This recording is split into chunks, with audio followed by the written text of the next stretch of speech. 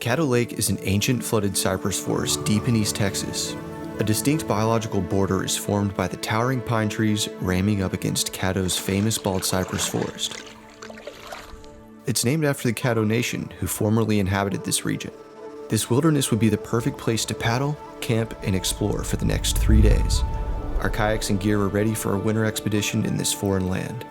Plans started off rocky when delays caused me to arrive at the kayak launch after dark. This may have ultimately been a good thing though. Temperatures plummeted below freezing overnight and pushed our cold weather gear to its limit. Good morning. It is a cool 25 degrees out here. There's some ice in some of the puddles around. We just arrived at Caddo Lake in the wildlife management boat launch. It's still pretty early in the morning, so we're gonna roast up some coffee, get a little bit warmed up because it is chilly.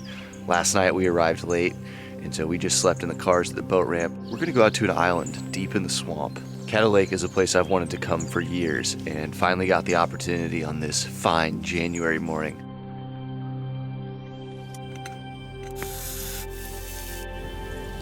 Yeah, that's good. Yeah. Oh, wow. We made it to time. So that's when it's gone to.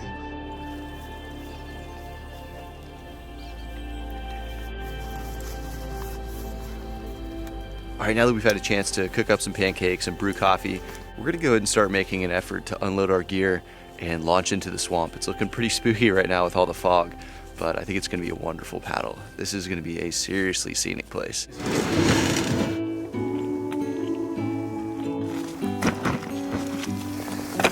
We pushed off from shore and immediately encountered thick patches of invasive giant Sylvinia.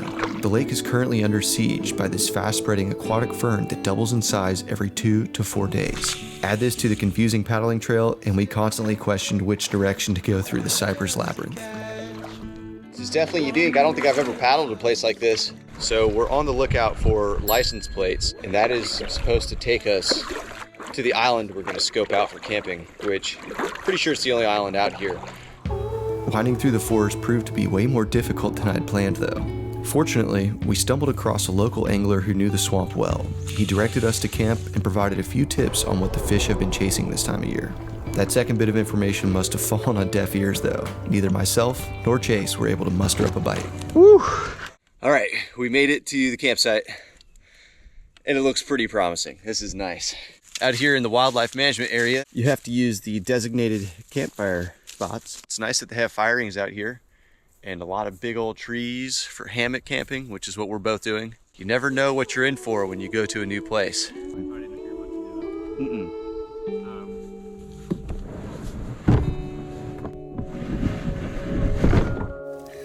Oh my gosh.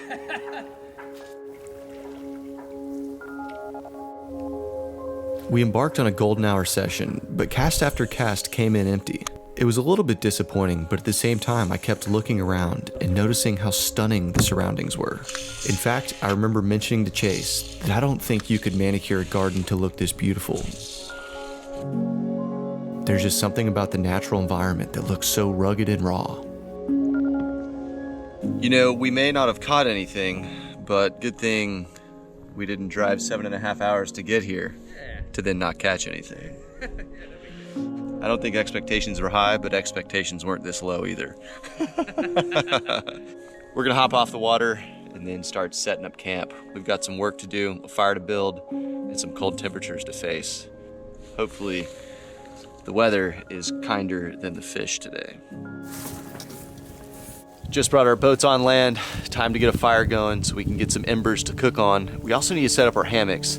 This is my first winter hammock camping experience, and I'll be testing out a new underquilt that is only rated to 40 degrees, which means it's probably realistically 60, and it's getting down into the 30s tonight.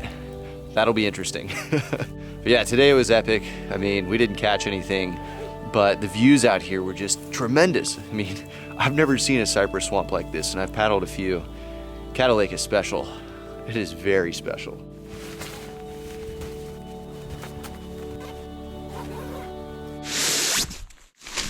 All right, this is a first attempt at doing an underquilt.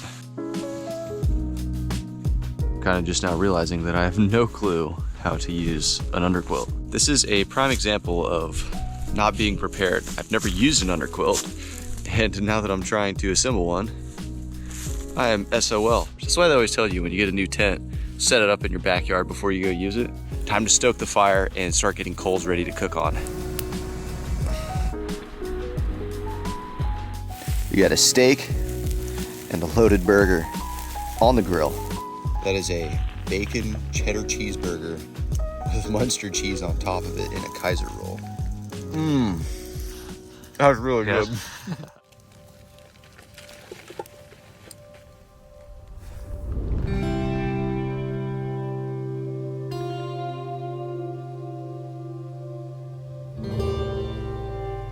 Good morning, just woke up from night 2 of camping, slept pretty well. I bundled up in everything that I had because there was no way I was gonna risk being cold again. Ended up getting a lot of sleep, which was really good.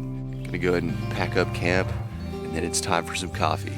Whew, I am ready, because it is chilly out here, and that warm brew is gonna taste so good.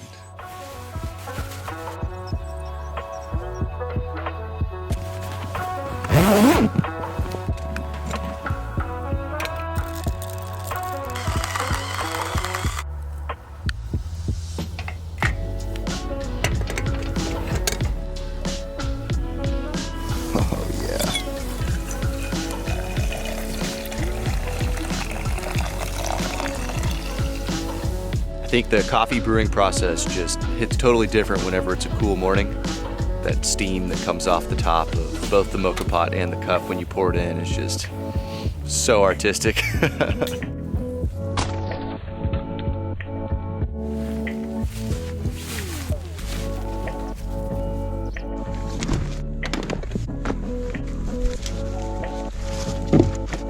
Definitely bittersweet leaving the camp spot. Great success.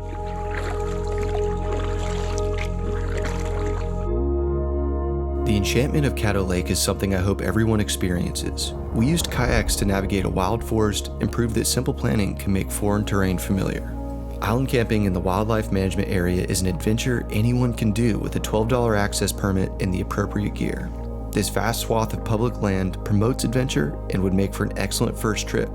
Day trips too. This is yet another example of why kayak camping is one of the best ways to experience solitude in the outdoors. I hope to see you at this exact boat ramp too, because it really is for everyone.